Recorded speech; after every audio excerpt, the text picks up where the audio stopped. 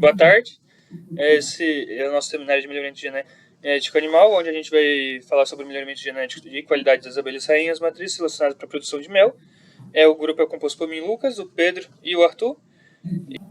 Então, uma breve introdução. A gente sabe que as abelhas são uma das espécies de animais com uma grande importância agrícola, onde 75% dos alimentos que a gente come depende da polinização delas. Além disso, as informações importantes para a questão dos melhoramento genético e tudo mais é a questão de poder realizar partenogênese arrenótica, onde vai ter a fêmea gerando macho, mas o que realmente importa é que a fêmea consegue armazenar o esperma do macho numa região chamada espermoteca, que depois ela vai, onde, utilizando esse esperma, vai conseguir gerar indivíduos fêmeas, que daí, no caso, reprodução normal, no caso, né? Não partenogênese. E o gênero Apis consegue, geralmente, a abelha rainha acasala com 10 zangões durante o voo nupcial, onde, então, consegue se gerar uma alta variabilidade genética, né? Porque daí 10 zangões diferentes vai acabar tendo maior variedade genética. Próximo. Então, falando agora um pouco do tema do seminário, que ali só foi uma introduçãozinha. A questão do melhoramento genético abordou os seguintes pontos, onde a produtividade das abelhas vai depender da qualidade genética das rainhas. Então, se quiser ter uma produção maior, vai depender de uma genética melhor de rainha. Também eles contabilizaram que o comportamento higiênico contribui para a resistência e doenças de parasitas, que nesse caso isso ajuda no melhoramento genético também, que foi um dos pontos abordados no artigo. A seleção de rainhas pode aumentar a produção de mel e a sanidade das colônias. A qualidade genética da abelha e da rainha está relacionada com a sua expressão fenótipa e comportamental e também com a questão do ambiente. Bom, então o objetivo do artigo foi avaliar características comportamentais e produtividade de abelhas africanizadas para estabelecer um programa de seleção de rainhas matrizes visando uma produção de mel, uma maior produção de mel. Ou seja, a ideia do nosso artigo aqui foi basicamente eles pegaram algumas abelhas rainhas, fizeram que elas acasalassem normalmente, sem inseminação artificial nem nada, e cruzaram com outras genéticas para melhorar a produção de mel na colônia e ter mais lucratividade com isso. Então agora eu vou falar um pouco sobre os materiais e métodos, né?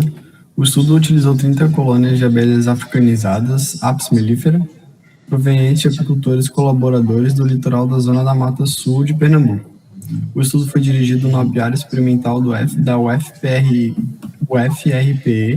e a região possui um clima tropical com estação de seca. As colônias possuíam rainhas fecundadas naturalmente e foram mantidas em colmeias de padrão Langstroth, que é essa da imagem. Pode ir para o próximo. O experimento teve duração de aproximadamente 2 anos, sendo divididos em 2 fases. Na primeira fase do experimento foram coletados dados referentes às características de comportamento higiênico, com a sigla CH, postura da rainha, com a sigla PR, e defensividade, com a sigla DE, e produção de mel, com a sigla de PM. No período de 1 ano, entre 2014 e 2015, foram realizados 9 testes de comportamento higiênico, através do método de perfuração das células de crias, a metodologia de Newton e Ostaszewski. Foi modificado e adaptado por Gramacho e Gonçalves. Foram consideradas higiênicas as colônias com superior a 80%, intermediárias até 50% e não higiênicas abaixo desse percentual. Essa característica é muito importante, pois ela analisa em abelhas a higiene delas, né? E aí uma higiene boa, ela retarda e evita o desenvolvimento de doenças na colônia. Aí, então, durante as inspeções quinzenais, foram constatados números de quadras com crias, alimentos, né, que seriam mel e pólen, cera alveolar, quadro vazio e presença de rainhas e realeiras.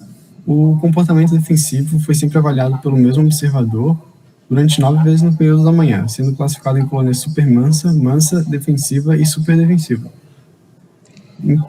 As estimativas de produção de mel foi obtida através da diferença de peso das melgueiras sem mel e com quadros cheios.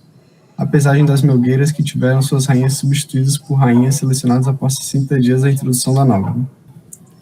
Então, aqui o cálculo da média de seleção de cada colmeia, a nota de comportamento higiênico ela é multiplicada por 20, porque ela foi considerada a mais importante de todas, né?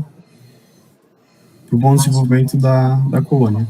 Foram selecionadas como matrizes elite as colmeias que apresentaram média de seleção superior a 80%. Então, depois a gente vem com a segunda fase dos experimentos, quando as rainhas foram reproduzidas pelo método Dotile, utilizando as colônias fortes como mini recrias modelo Ribeirão Preto. Foram obtidas rainhas de primeira, segunda e terceira geração. Ao todo foram introduzidas 20 rainhas, selecionadas nas colônias experimentais. O acasalamento ocorreu naturalmente com os engões presentes na região, né? E após 60 dias da introdução das rainhas, a produção de mel foi novamente avaliada. Então, como resultado, a gente teve essas colônias aqui que obtiveram, naquele cálculo, obtiveram um índice de seleção maior do que 8, que era o objetivo deles, o que significa que essas colônias apresentaram um alto comportamento higiênico, boa produção de mel, boa postura de rainha e baixa defensividade. Então, utilizando essa seleção, eles geraram uma segunda geração e uma terceira geração de rainhas, sendo que essas gerações e também as colmeias originais que obtiveram índice de seleção maior do que 8, apresentaram uma produção significativamente mais elevada de mel e um ganho genético de 0,7 quilos de produção de mel. O controle e as colmeias com índice de seleção abaixo de 8 apresentaram ali um comportamento intermediário, né, segundo o teste Tukey, e o controle de apicultores parceiros da região, que o estudo utilizou ali como uma base da produção média do local, apresentaram um índice significativamente abaixo da média de produção das colmeias selecionadas. Então, concluindo, as características comportamentais e produtivas avaliadas e a forma de cálculo para a obtenção da média de seleção foram eficientes para o estabelecimento de um programa de seleção de rainhas matrizes, e o método utilizado no estudo foi eficiente e apresentou um aumento significativo da produção de mel. Aqui são as referências.